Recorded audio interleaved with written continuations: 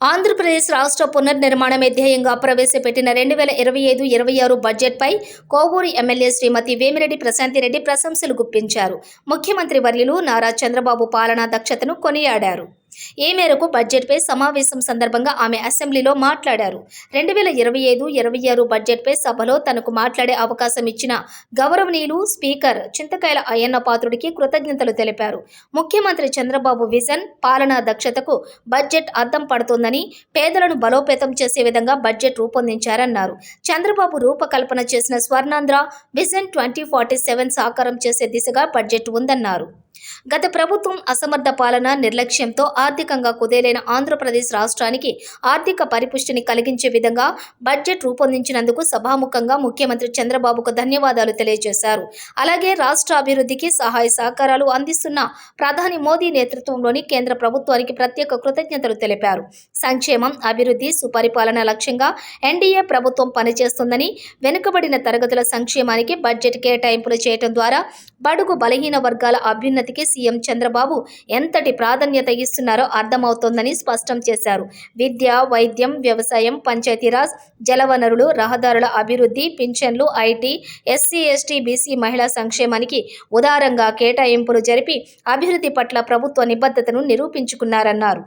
బడ్జెట్లో మహిళా సంక్షేమానికి పెద్దపీట వేసిందని, మహిళా శిశు సంక్షేమానికి 4,332 కోట్లు కేటాయించడం జరిగిందని, ఇది గర్వించదగిన విషయమని ఎమ్మెల్యే ప్రశాంతిరెడ్డి అన్నారు. సూపర్ 6 హామీల్లో భాగంగా ఇప్పటికే దీపం పథకం కింద ఉచితంగా గ్యాస్ సిలిండర్లు అందిస్తూనే తల్లికి వందనం పథకానికి 9,407 కోట్లు కేటాయించారన్నారు. అంగన్వాడీలు, ఆశా వర్కర్లకు మేలు చేసేలా అంగన్వాడీల గ్రాట్యుటీ చెల్లింపుల కోసం 2025-26 బడ్జెట్లో 60 కోట్లు కేటాయించడం సంతోషంగా ఉందన్నారు. అంగన్వాడీల నిర్వహణకు 878 కోట్లు కేటాయించడం ద్వారా వాటి బలోపేతానికి సహకారం అందించారని కొనియాడారు. ఇక నెల్లూరు జిల్లాకు 2025-26 ఆర్థిక బడ్జెట్లో భారీ కేటాయింపులు చేసిన కారణంగా సీఎం చంద్రబాబుకు ప్రత్యేక కృతజ్ఞతలు తెలిపారు. జిల్లాకు చెందిన సాగునీటి ప్రాజెక్టులకు భారీగా నిధులు కేటాయించారని గుర్తు చేశారు. తెలుగు గంగా ప్రాజెక్టుకు బడ్జెట్లో 345 కోట్లు, సోమశిల జలాశయానికి 266 కోట్లు కేటాయించి అభివృద్ధికి బాటలు వేశారని అన్నారు. జిల్లాకు తలమానికమైన విక్రమసింహపురి యూనివర్సిటీకి 20.53 కోట్లు కేటాయించడం కొత్త పరిశోధనలకు తోడ్పాటు అందనుండటం సంతోషం కలిగించే అంశం. లేదు అధ్యక్ష, గత ప్రభుత్వ అసమర్థత పాలన, నిర్లక్ష్యంతో ఆర్థికంగా కుదేలైన ఆంధ్రప్రదేశ్ రాష్ట్రాన్ని ఆర్థిక పరిపుష్టితో కలిగించే విధంగా బడ్జెట్ రూపొందించినందుకు ఈ సభాముఖంగా ముఖ్యమంత్రి చంద్రబాబు నాయుడు గారికి, పయ్యావుల కేశవ్ గారికి ధన్యవాదాలు తెలుపుకుంటున్నాను అధ్యక్ష. ఇన్ని ఆర్థిక ఇబ్బందుల్లోనూ రాష్ట్ర పునర్నిర్మాణానికి పునాది వేసేలా ఈ బడ్జెట్ రూపొందించడం చాలా గొప్ప విషయం అధ్యక్ష. సంక్షేమం, అభివృద్ధి, సుపరిపాలన లక్ష్యంగా ఎన్డీఏ ప్రభుత్వం పనిచేస్తుందని బడ్జెట్ ద్వారా మన ముఖ్యమంత్రి గారు మరోసారి నిరూపించారు అధ్యక్ష. వెనుకబడిన తరగతుల సంక్షేమానికి బడ్జెట్ కేటాయింపులు చేయడం ద్వారా బడుగు బలహీన వర్గాల అభ్యున్నతికి సీఎం చంద్రబాబు గారు ఎంతటి ప్రాధాన్యత ఇస్తున్నారో అర్థమవుతుంది అధ్యక్ష. విద్య, వైద్యం, వ్యవసాయం, పంచాయతీరాజ్, వనరులు, రహదారులు అభివృద్ధి, పెన్షన్లు, ఐటీ, ఎస్సీ, ఎస్టీ, బీసీ, మహిళా సంక్షేమానికి ఉదారంగా కేటాయింపులు జరిపి అభివృద్ధి పట్ల ప్రభుత్వ నిబద్ధత నిరూపించుకున్నారు అధ్యక్ష.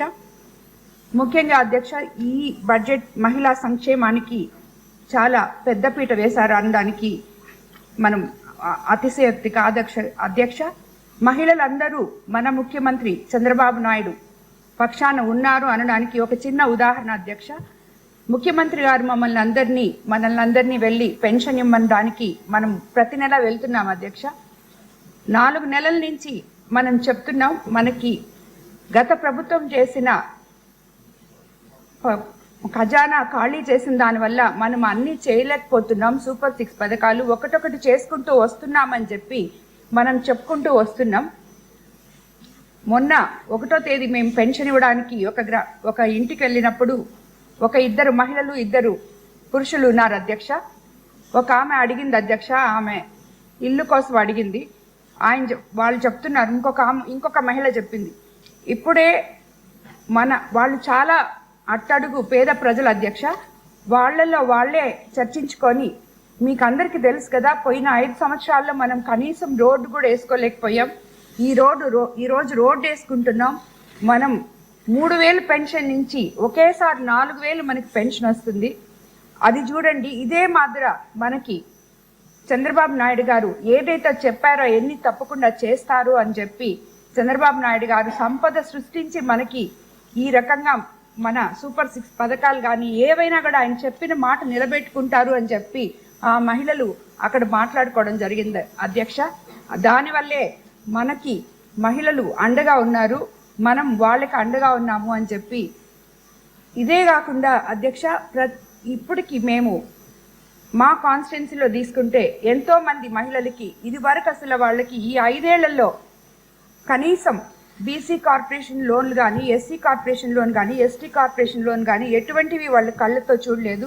ఆల్రెడీ మనం ఎస్సీ కార్పొరేషన్ లోన్స్ మొన్న ఇవ్వగానే వాళ్ళు వాటితో వాళ్ళ జీవనోపాధి సృష్టించుకోవడానికి వాళ్ళు ఎంతో సంతోషపడ్డారు అధ్యక్ష. కాబట్టి ప్రజలందరూ కూడా సంతోషంగా ఉన్నారు. ఎవరు కూడా మనము ఎప్పుడు చేస్తారు, చెప్పారు, చేస్తారు అనే నమ్మకంతోనే మనతో అందరూ ఉన్నారు అధ్యక్ష. ఈ బడ్జెట్లో సూపర్ 6 పథకాలకు ప్రాధాన్యత ఇవ్వడాన్ని బట్టి చూస్తే కూటమి ప్రభుత్వం మహిళా సంక్షేమానికి ఎంతటి ప్రాధాన్యత ఇస్తుందో అర్థం చేసుకోవచ్చు అధ్యక్ష. బడ్జెట్లో మహిళా శిశు సంక్షేమానికి 4,332 కోట్లు కేటాయించడం గర్వించదగిన విషయం అధ్యక్ష. సూపర్ 6 హామీల్లో భాగంగా ఇప్పటికే దీపం పథకం కింద ఉచితంగా గ్యాస్ సిలిండర్లు అందిస్తున్నాం.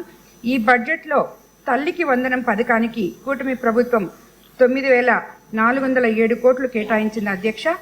మే నెలలో ఇంట్లో ఎంతమంది పిల్లలుంటే అంతమందికి ఈ పథకం వర్తింపజేస్తున్నారు అధ్యక్ష. ప్రభుత్వ ప్రైవేట్ స్కూళ్ళు కాలేజీల్లో చదువుతున్న 1 నుంచి 12 తరగతి విద్యార్థుల వరకు 15,000 జమ చేసి ఆర్థిక ప్రయోజనం కలగనుంది అధ్యక్ష.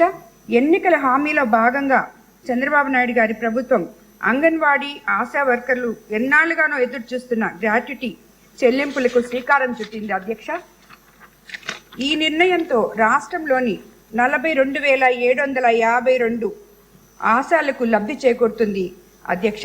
30 ఏళ్ల పాటు సర్వీస్లో ఉన్న ప్రతి ఆశా కార్యకర్త గ్రాట్యుటీ కింద 1.5 లక్ష రూపాయలు లబ్ధి పొందుతున్నారు అధ్యక్ష. అంగన్వాడీల గ్రాట్యుటీ చెల్లింపు కోసం 2025-26 బడ్జెట్లో 60 కోట్లు కేటాయించారు అధ్యక్ష. అంగన్వాడీల నిర్వహణకు 878 కోట్లు కేటాయించడం ద్వారా వాటి బలోపేతానికి సహకారం అందించారు అధ్యక్ష. ఆశాలు అంగన్వాడీ కార్యకర్తల తరపున గౌరవ ముఖ్యమంత్రి గారికి ప్రత్యేక కృతజ్ఞతలు తెలియజేసుకుంటున్నాను అధ్యక్ష. అదేవిధంగా సింహపురి జిల్లాకు మాకు ఈ 2025-26 ఆర్థిక బడ్జెట్లో సింహపురి జిల్లా అగ్రస్థానంలో నిలిచారు అధ్యక్ష. జిల్లాకు చెందిన సాగునీటి ప్రాజెక్టులకు భారీగా నిధులు కేటాయించిన ప్రభుత్వానికి కూడా సభాముఖంగా ధన్యవాదాలు తెలుపుకుంటున్నాను అధ్యక్ష. తెలుగు గంగ ప్రాజెక్టుకు బడ్జెట్లో 345 కోట్లు కేటాయించారు. సోమశిల జలాశయానికి 266 కోట్లు కేటాయించడం జరిగింది. ఇందులో 150 కోట్లు భూసేకరణకు కూడా కేటాయించారు. సింహపురి యూనివర్సిటీకి 20,53 లక్షలు కేటాయించారు. ఈ నిధులతో కొత్త పరిశోధనల తోడ్పాటు అందించడంలో సంతోషం కలిగించే అంశం అధ్యక్ష. అలాగే రామాయపట్నం పోర్టుకు 100 కోట్లు కేటాయించారు. అన్నదాత సుఖీభవ కింద సింహపురి జిల్లాలో 1.77 లక్షల మంది రైతులకు 247 కోట్లు పంపిణీ కాబోతున్నాయి అధ్యక్ష. అలాగే తల్లికి వందనం పథకం కింద జిల్లాలో విద్యార్థులకు 350 కోట్లు ప్రయోజనం చేకూరనుంది అధ్యక్ష. జిల్లాలో 12,000 మంది మత్స్యకారులకు కూటమి ప్రభుత్వం పెంచిన విధంగా వేట నిషేధ వృత్తి కూడా అందజేయబోతుంది అధ్యక్ష. అలాగే కిసాన్ సెస్కు నిధులు కేటాయించాలని మీ ద్వారా విన్నవించుకుంటున్నాను అధ్యక్ష. బడ్జెట్పై సభలో మాట్లాడేందుకు నాకు అవకాశం ఇచ్చిన మీకు మరోసారి ధన్యవాదాలు తెలుపుకుంటున్నాను అధ్యక్ష. అదేవిధంగా గత 5 ఏళ్లలో అన్ని రకాలుగా నాశనమైన ఆంధ్రప్రదేశ్ అభివృద్ధికి సహాయ సహకారాలు అందిస్తున్న ప్రధాన ప్రభుత్వానికి ఈ సభ ద్వారా కృతజ్ఞతలు తెలుపుకుంటున్నాను అధ్యక్ష. అదేవిధంగా చంద్రబాబు గారు, పవన్ కళ్యాణ్ గారు, లోకేష్ గారి నాయకత్వంలో రాష్ట్రం సర్వతోముఖాభివృద్ధి చెందాలని ఆకాంక్షిస్తున్నాను అధ్యక్ష. ముఖ్యమంత్రి గారి మార్గదర్శకతో నేను నిత్యం ప్రజాసేవలో ఉంటానని చెప్పి మరోసారి వినియోగించుకున్నాను. అధ్యక్ష, ధన్యవాదాలు అధ్యక్ష.